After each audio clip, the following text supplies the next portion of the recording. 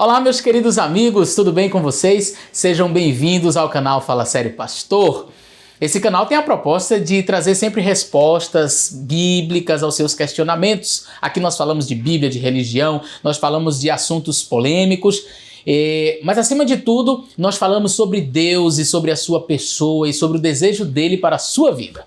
Portanto, se você não é inscrito ainda no nosso canal, se inscreva, deixe aí o seu like, compartilhe esse vídeo com os seus amigos e vamos ao vídeo de hoje, porque o vídeo de hoje é bem polêmico. Fica com a gente aí até o final.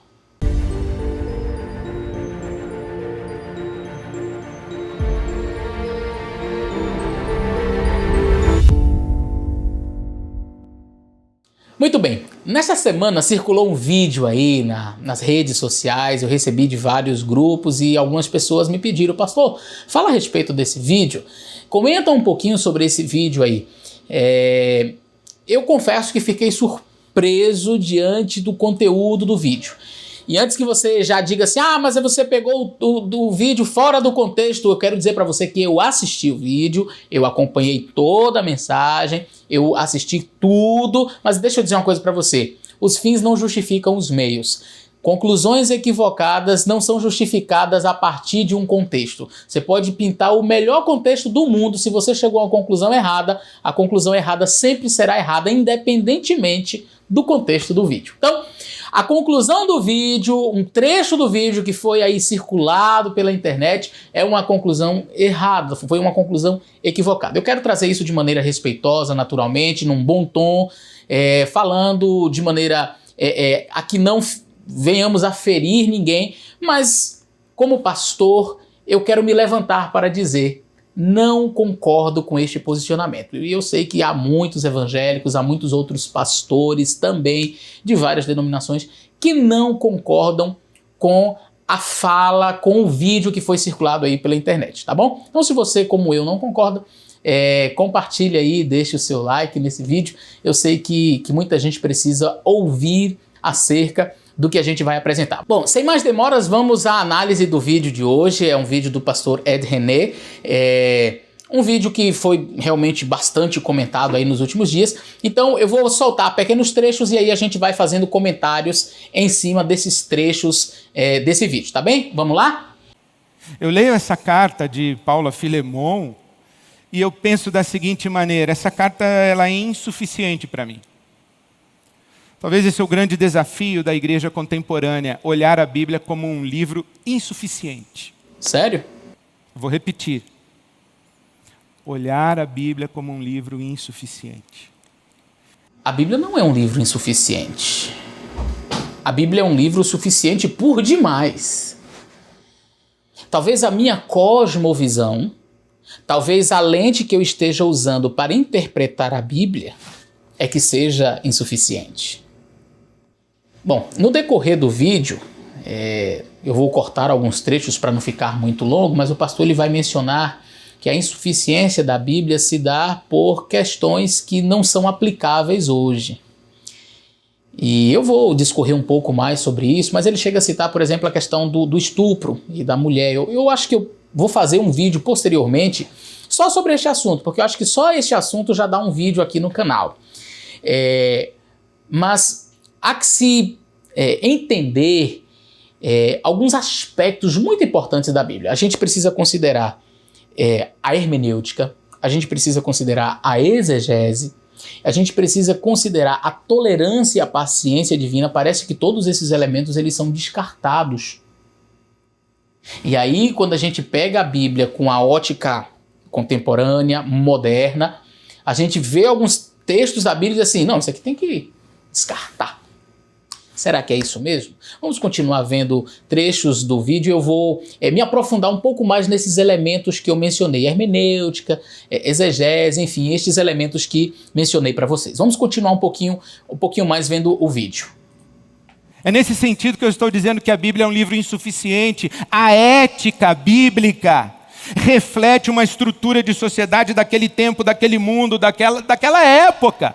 E não dá para a gente pegar um texto que foi escrito 4.000 anos antes, 3.000 anos, 2.000 anos e trazer para hoje, aplicando literalmente o que esse texto está dizendo, sem perceber que nas suas linhas a Bíblia é insuficiente, mas nas suas entrelinhas, na revelação que traz a respeito do Cristo ressurreto, a Bíblia explode, promovendo uma grande revolução e uma grande transformação no mundo. Então a gente precisa atualizar a Bíblia, porque se eu não atualizo a Bíblia, e se eu leio literalmente e digo, está suficiente a leitura literal da Escritura, eu legitimo escravidão.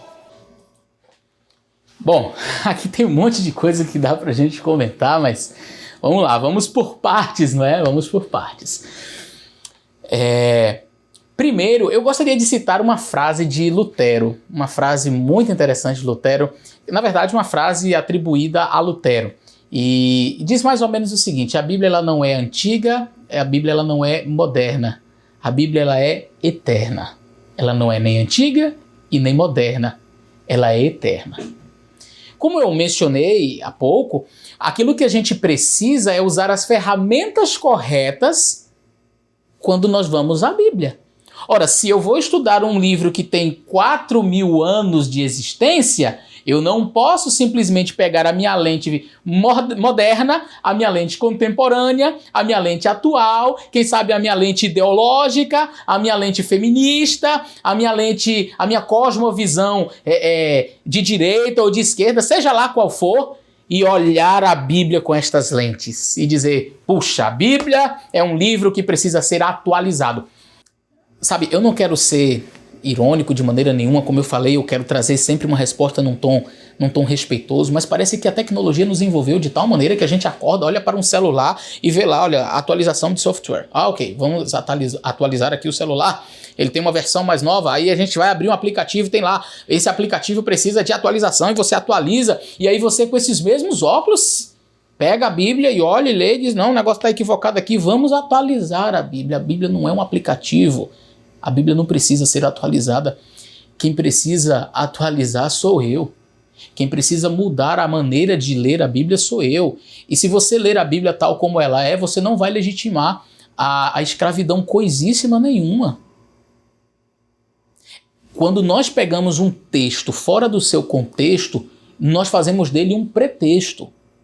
Não podemos pegar a Bíblia em um texto, em uma passagem isolada, e a partir daí eu dizer que a Bíblia está desatualizada e que a gente precisa atualizar a Bíblia. Não é assim que nós fazemos teologia. A Bíblia se explica. A Bíblia ela é completa, ela é ampla. Eu não posso simplesmente pegar um trechozinho e dizer que por causa daquele trecho eu vou legitimar a escravidão. Por exemplo, deixa eu ler para vocês Gálatas capítulo 3 e o verso 28, só para que vocês entendam. Se eu pego um trecho ali de Filemon, como foi mencionado pelo colega pastor, se eu pego um trecho, quem sabe, de uma passagem no Antigo Testamento, mas sem dar uma olhada na Bíblia como um todo, qual que é a teologia, qual que é a visão bíblica no seu todo, aí eu vou chegar a uma conclusão de que a Bíblia legitima a escravidão. Mas quando eu pego a Bíblia aqui em Gálatas, por exemplo, capítulo 3 e o verso 28, olha o que diz.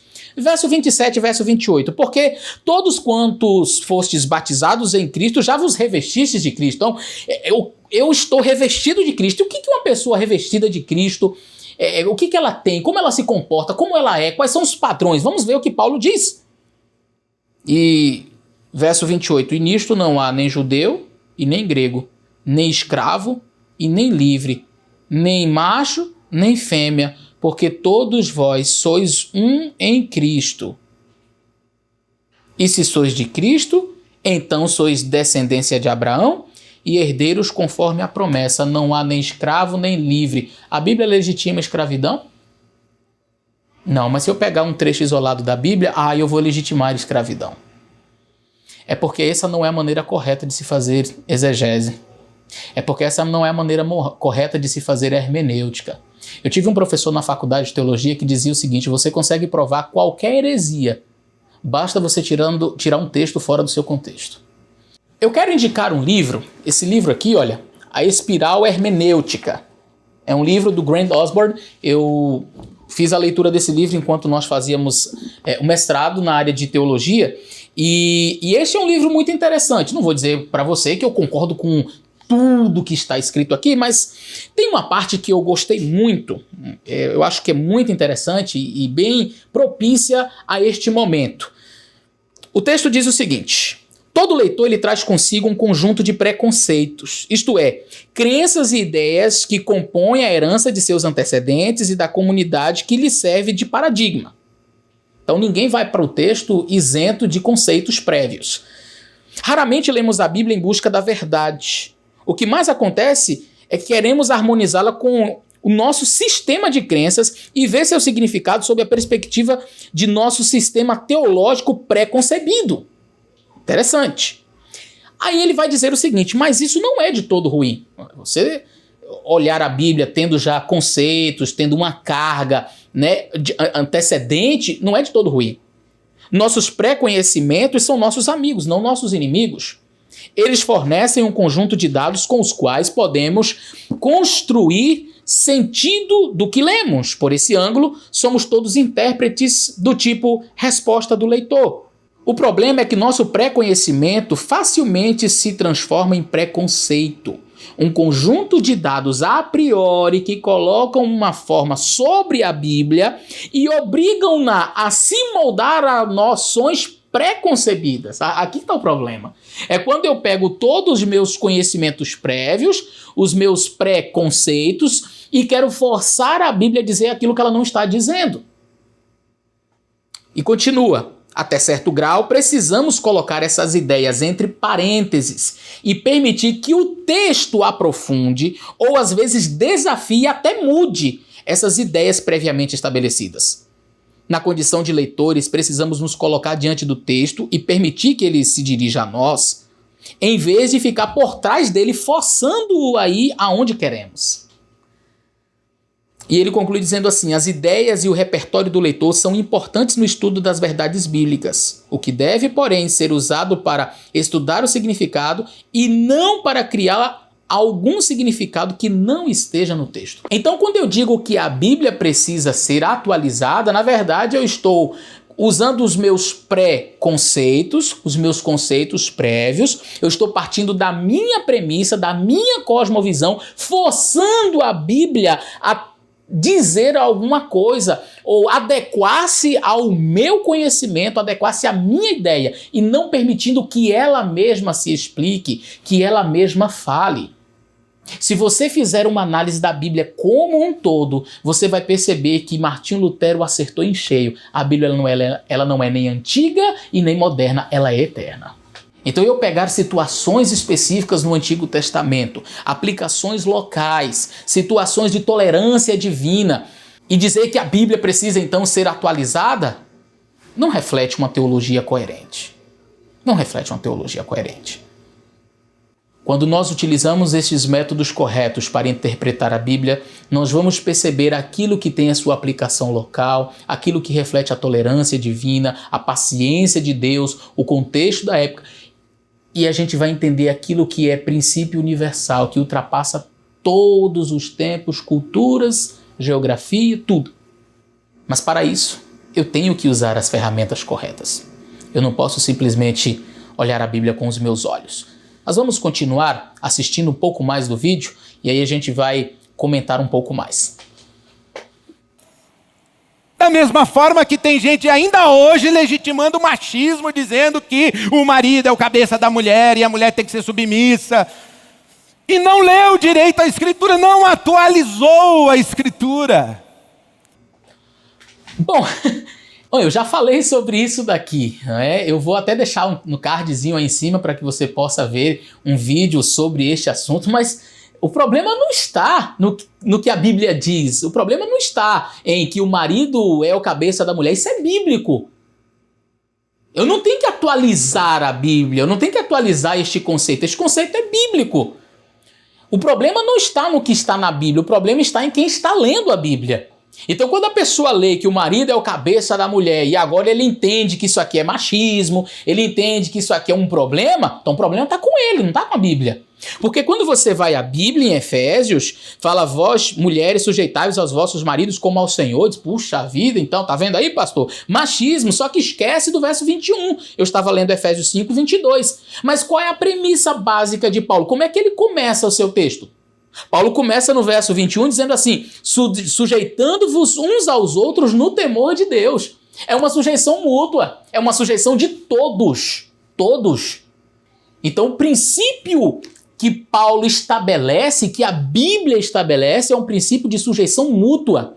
E aí é dentro deste conceito de sujeição mútua que Paulo vai discorrer as relações matrimoniais, mas de maneira muito impressionante. Paulo faz um comparativo incrível que eu já discorri nos meus vídeos anteriores, mas eu vou repetir rapidamente para vocês, porque Paulo fala que a mulher deve estar sujeita ao marido como ao Senhor, porque o marido é o cabeça da mulher, como também Cristo é o cabeça da igreja, sendo ele próprio o salvador do corpo. Então, peraí, Cristo é o salvador do corpo. É dentro desse contexto de que Cristo é o salvador do corpo, de que Cristo é o cabeça da igreja, que ele vai estabelecer as relações matrimoniais, e Paulo chega a dizer no verso 25 assim, vós, maridos, amai vossa mulher, como também Cristo amou a igreja e a si mesmo se entregou por ela. E no verso 28 ele diz, assim devem os maridos amar a sua própria mulher como a seu próprio corpo. Quem ama sua mulher ama-se a si mesmo, porque nunca ninguém aborreceu a sua própria carne, antes a alimenta, a sustenta, como também o Senhor a igreja. Por isso deixará o homem seu pai e sua mãe, e unir-se-á sua mulher, e ambos serão uma só carne. Percebeu que coisa interessante que Paulo faz um resgate do Gênesis aqui? Um resgate de um período onde não havia inclusive pecado. Uma universalidade. O livro de Gênesis ele traz ali nos capítulos iniciais algumas universalidades. Entre estas, você vai encontrar o casamento. Deus é quem diz em Gênesis 2, 24, deixará o homem seu pai e sua mãe, unir-se-á sua mulher, e ambos serão uma só carne. Paulo está legitimando a sua fala em cima de um texto bíblico do Antigo Testamento. E qual é a relação de marido e mulher? Que tipo de submissão é que Paulo está falando? É uma submissão de opressão? É uma submissão de violência? Quer dizer, esse texto de Paulo vai legitimar a violência contra a mulher. Só se você ler o texto errado. Só se você não fizer uma exegese correta. Porque Paulo claramente está dizendo qual é a relação. A relação do homem para com a mulher é a relação de Cristo para com a igreja. E pelo amor de Deus, como é que Cristo trata a sua igreja? Eu acredito que se um marido conseguir tratar a sua esposa como Cristo trata a sua igreja, eu tenho certeza que nenhuma esposa se sentirá oprimida, se sentirá abaixo, ela se sentirá inferior, porque não é assim que eu, como igreja, me sinto em relação a Cristo. Você, como igreja, como corpo de Cristo, qual é a sua relação para com Ele? Você olha para Jesus com medo? Ah, Senhor Jesus, Ele vai me bater, Ele vai, se eu não obedecer, Ele vai me acabar aqui, Ele vai... Que tipo de relação você tem com Jesus Cristo? Qual é a relação que você desenvolve como igreja com Jesus Cristo? É essa relação que deve haver da mulher para com o seu marido. E qual é a relação do marido para com a mulher? É a relação de amor, de cuidado, de zelo, de proteção, porque é assim que Jesus trata a sua igreja. Então, tirar isso do contexto para dizer que a Bíblia legitima machismo é completamente absurdo. A Bíblia não vai legitimar machismo sob hipótese alguma. Então, se alguém usa esse texto para dizer que aqui há machismo, é porque não entendeu a Bíblia. É porque tirou o texto fora do seu contexto. Mas vamos continuar vendo um pouco mais do vídeo. Vamos analisar um pouco mais do vídeo. Então, se queremos ser cartas para o novo mundo, e se a igreja quer ser carta para o novo mundo, nós vamos precisar atualizar a Escritura, e vamos ter que fazer essa atualização e ter essa coragem de enfrentar os pecados de gênero da nossa sociedade. Gênero? Como assim? De enfrentar a questão da homossexualidade, da homoafetividade e dos gays que frequentam as nossas comunidades, estão dentro das nossas comunidades, mas continuam sendo condenados ao inferno por causa de 2 ou 3 textos bíblicos que não foram atualizados. Pasmo. Pasmo. Querido, você pode querer atualizar a Bíblia quantas vezes você quiser, da forma como você quiser, mas uma coisa você não vai conseguir mudar. Que Deus disse ao homem: deixará o homem seu pai e sua mãe e unir-se-á a sua mulher, e ambos serão uma só carne. O que Deus estabeleceu no Gênesis foi uma relação matrimonial, monogâmica, heterogâmica, onde o homem deixa o seu pai e sua mãe, une-se a sua mulher, e então eles são uma só carne. Qualquer coisa fora deste padrão não recebe respaldo bíblico. Mas pode atualizar a Bíblia quantas vezes você quiser, mas só se você quiser espancar mesmo a Bíblia para ela dizer aquilo que ela não está dizendo. Quando você vai à Bíblia, em Levítico capítulo 20, o verso 13, ali diz que quando um homem se deita contra o homem como se fosse uma mulher, eles cometem abominação. Você pode querer atualizar a Bíblia como for. Você pode querer mudar a Bíblia, você pode querer fazer com que a Bíblia diga o que você deseja, mas você não vai mudar o fato de que este tipo de relacionamento é um relacionamento que, aos olhos de Deus, é uma abominação. Aqui nós não estamos falando contra a pessoa, aqui nós não estamos pregando preconceito, aqui nós não estamos dizendo que a pessoa A ou B é menos amada por Deus, não tem nada a ver com isso. Uma coisa é eu dizer que a tua atitude está errada, ela é contrária à Bíblia, ela é contrária a Deus. Outra coisa é o amor de Deus por você, são coisas distintas, tá? Não é a mesma coisa, mas eu quero só usar um outro exemplo completamente diferente para que você entenda. Um indivíduo que ele entra num banco, ele pratica um assalto, certo? Ele praticou um assalto. O que ele fez foi certo? Não, ele transgrediu um mandamento de Deus. Então aquele homem, ele é menos amado. Deus odeia aquela pessoa porque aquela pessoa fez aquele assalto? Claro que não. O amor de Deus é incondicional por todo ser humano. Mas uma coisa é eu dizer que Deus ama a pessoa. Outra coisa é eu dizer que o que ele fez não tem problema nenhum, não. É só atualizar a Bíblia que o assalto dele vai estar todo tranquilo, está tudo belezinha, está tudo resolvido. Atualiza ali os 10 mandamentos, atualiza a Bíblia e pode assaltar à vontade. Afinal de contas, você estava precisando de dinheiro, você não tinha dinheiro, a sua família é pobre, está passando por necessidade. Vamos atualizar a Bíblia? Está passando por necessidade, então vai lá, faz um assalto e resolve a sua vida. Porque Deus te ama. E se a gente atualizar a Bíblia, quem sabe a gente vai conseguir aí legitimar os assaltos, né? A gente vai conseguir legitimar o roubo, o furto. Não é bem assim. Atualizar a Bíblia não vai mudar o conceito universal daquilo que é pecado. Então eu não posso simplesmente chegar e dizer que as relações que foram mencionadas pelo pastor, elas com a atualização da Bíblia serão aceitas. Eu devo amar o pecador, eu devo abraçar o pecador. Pessoas que têm esta condição, pessoas que chegam para mim como pastor e dizem: olha, pastor, eu já tive vários casos assim. Ao longo do meu ministério, várias pessoas já chegaram para mim para dizer: pastor, eu enfrento essa dificuldade e eu quero que o senhor me ajude. A gente vai orar, a gente vai ler a Bíblia, a gente vai mostrar qual o propósito de Deus para ela. E eu não, sob hipótese alguma, vou dizer: olha, Deus ama menos você por causa disso. Todos nós somos pecadores, estamos debaixo desta maldição que é o pecado, mas quando nós nos entregamos a Cristo, quando nós aceitamos a graça de Cristo na nossa vida, esta graça nos transforma, ela muda. Eu não posso continuar sendo a mesma pessoa. Se eu era ladrão, eu deixo de ser ladrão. Se eu era um adúltero, eu deixo de ser um adúltero. Se eu cobiçava as coisas do próximo, eu deixo de cobiçar. Se eu tinha qualquer que seja o pecado, inclusive este, eu vou abandonar. Entende? Então eu preciso olhar a Bíblia e seguir a exegese bíblica. Não é atualizando a Bíblia que vai legitimar ou que vai tornar certo determinados comportamentos. Então a prática, ela é errada. A prática, ela vai ser sempre uma abominação aos olhos de Deus. Ponto. Ponto. Eu não vou discutir isso aqui. É o que está escrito na Bíblia. Se você não concorda, é direito seu. Mas eu não posso simplesmente porque eu tenho a ideia de que isso é uma bobagem, de que pode, que está tudo bem, que eu vou fazer uma atualização na Bíblia e pronto, a partir de hoje o princípio bíblico de que um homem deve se casar com uma mulher e que ambos vão ser uma só carne, um casamento monogâmico, heterogâmico, estabelecido por Deus, de que isso pode mudar. Basta fazer uma atualização. Não é assim. Não se faz teologia dessa forma.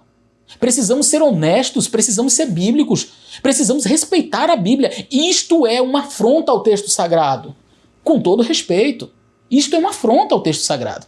Nós não podemos nos dar ao luxo de, porque eu não concordo com determinados procedimentos, com determinados comportamentos, simplesmente querer fazer uma atualização na Bíblia para que a Bíblia se adeque à minha realidade. Eu vou terminar o vídeo assistindo mais um pedaço para a gente poder comentar. Nós precisamos enfrentar a questão do machismo, da misoginia, do racismo dentro das nossas comunidades. Cuidar das vidas pretas, cuidar das crianças que são abusadas, cuidar das mulheres que são estupradas, que sofrem violência todos os dias. E muito disso legitimado por versículo. Não é mais admissível. Uou! Não, desculpa, mas aqui eu tenho que discordar frontalmente. A Bíblia, sob hipótese alguma, vai legitimar violência contra a mulher, contra a criança, contra a pessoa porque tem uma pele escura. De jeito nenhum, gente, isso aqui é um cúmulo do absurdo. Desculpa, pastor, mas não dá para concordar com a sua fala. A Bíblia não legitima esse tipo de atitude. A má compreensão da Bíblia pode levar uma pessoa a pensar assim. Mas dizer que a Bíblia, que é legitimado por versículo, que a Bíblia ela vai, de alguma maneira, dar vazão ao pensamento de que eu posso tratar o próximo com violência. Gente, na verdade, a boa compreensão da Bíblia, o bom estudo da Bíblia, uma exegese e uma hermenêutica correta da Bíblia vai levar o ser humano exatamente ao contrário do que foi dito.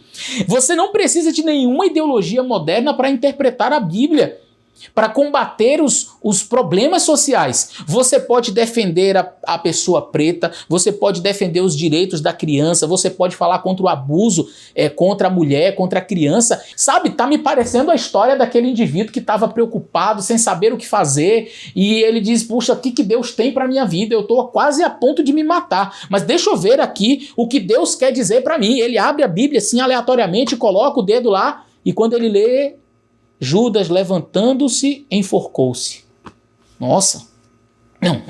Deus deve querer dizer outra coisa. Eu acho que eu li o texto errado. Aí ele abriu em outra passagem, colocou o dedo e aí ele lê. Vai tu e faze o mesmo. Não, realmente.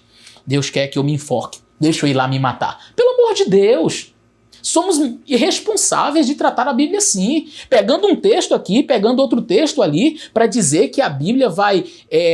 sugerir, que a Bíblia vai dar a ideia de que a gente pode praticar qualquer tipo de violência contra o ser humano, ou que a Bíblia vai dar a ideia de que você deve tratar a pessoa com uma cor, seja ela branca ou preta, ou qualquer cor, ou qualquer raça, e a Bíblia vai legitimar isso. Gente, isso para mim é um absurdo.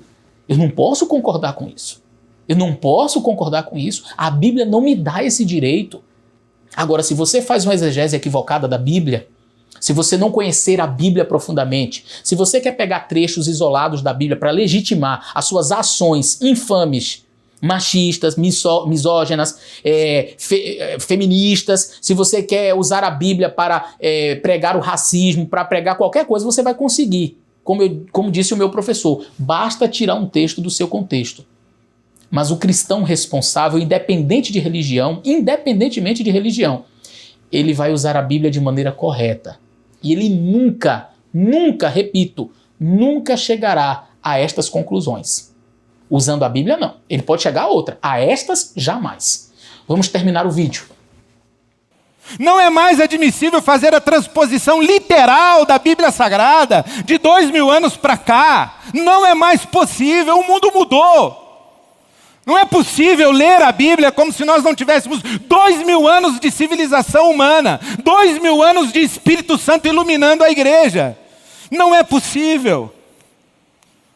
Não é possível tratar a Bíblia como um texto que revela verdades absolutas. Não é possível tratar a Bíblia como um texto que revela verdades absolutas. O pastor chegou no ponto-chave da nossa discussão. Sabe, quando nós começamos a colocar as nossas lentes para estudar a Bíblia, a gente vai chegar nesse ponto aí. Sabe qual o ponto? Relativização. A Bíblia torna-se relativa. Sua verdade não é a minha verdade. Você pensa de um jeito e eu penso de outro. Mas a Bíblia não apresenta verdades absolutas. Ao dizer que a Bíblia não traz verdades absolutas, nós relativizamos a palavra de Deus. E na relativização da palavra de Deus, o ser humano passa a ser a própria consciência. Eu vou determinar o que é certo e o que é errado. E aí é dentro dessa perspectiva líquida de que Balmer falou, que está atingindo a teologia, que nós nos perdemos. Nós mergulhamos nessa teologia líquida. Nós mergulhamos nessa teologia antibíblica e usamos a Bíblia apenas quando me convém, porque o texto em si não é o mais importante. O importante é o que está nas entrelinhas. Bom, e quem determina o que é entrelinha? Eu mesmo. Porque a tua entrelinha é uma, a minha entrelinha é outra. Percebe? Isso aí é um reflexo do iluminismo, desde que houve a Revolução Francesa, que a teologia vem sofrendo. Ali nos princípios do século XVIII, XIX, a gente já vai vendo isso ganhando força. Julius Wellhausen, ele começou uma escola conhecida como a crítica da fonte. Eu não vou explicar isso aqui agora, mas Julius Wellhausen ele estabeleceu ali a crítica da fonte, onde ele começou a criticar a Bíblia e ele sugeriu um modelo novo que revolucionou na época e trouxe muitos problemas, e essa ficou conhecido como a alta crítica. Depois você faz uma busca, uma pesquisa sobre o que seria a alta crítica. Eu tenho até um vídeo que eu fiz sobre isso, quando eu falei do livro de Gênesis, eu fiz uma análise do livro de Gênesis. Então a alta crítica vai começar a dissecar a Bíblia como se fosse um cadáver. Entende? Então, não, quem escreveu esse capítulo? Não, isso aqui não foi Moisés. Pentateuco não foi Moisés. Quem escreveu o capítulo 1 de Gênesis foi uma pessoa. Quem escreveu o capítulo 2 foi outra. Então aqui você tem a fonte javista, a fonte eloísta, a fonte sacerdotal, e aí vai. Com o passar dos anos, cada vez mais as ideologias modernas, contemporâneas, começaram a invadir a Bíblia. E aí chegamos ao ponto de dizer que a Bíblia não tem verdades absolutas. Eu quero dizer para você que me assiste. Jesus Cristo disse, eu sou o caminho, a verdade e a vida. Há uma verdade absoluta. Jesus Cristo e sua palavra são verdades absolutas. Jesus Cristo é a verdade absoluta. E a Bíblia é a expressa palavra de Cristo. Eu não posso desvencilhar Cristo como verdade absoluta de sua palavra. E se Cristo é a verdade, eu preciso entender que a sua palavra também é a verdade. E é uma verdade absoluta. Vamos ver João 17 para a gente encerrar. João capítulo 17 e o verso 17, Jesus diz o seguinte: santifica-os na verdade, a tua palavra é a verdade. A palavra de Deus é a verdade absoluta. Não é relativa, não. Não existem verdades absolutas. Desculpa, esse pensamento não procede de Deus. Não tem a assinatura do Espírito Santo. A assinatura do Espírito Santo é assim, olha. Santifica-os na verdade. A tua palavra é a verdade. Quer encontrar a verdade? É aqui. Não são nas ideologias. E se você se apegar à palavra de Deus, buscando a palavra de Deus como fonte de vida, você não será enganado. Por mais que tenham teólogos famosos e que digam que não há verdades absolutas, contrariando o que está escrito na palavra de Deus, eu desafio você, querido, que me assiste. Permaneça firme à palavra da verdade. Ela é a verdade. Jesus é a verdade. A sua palavra é a verdade. Verdade absoluta. Que Deus te abençoe. Até o nosso próximo vídeo.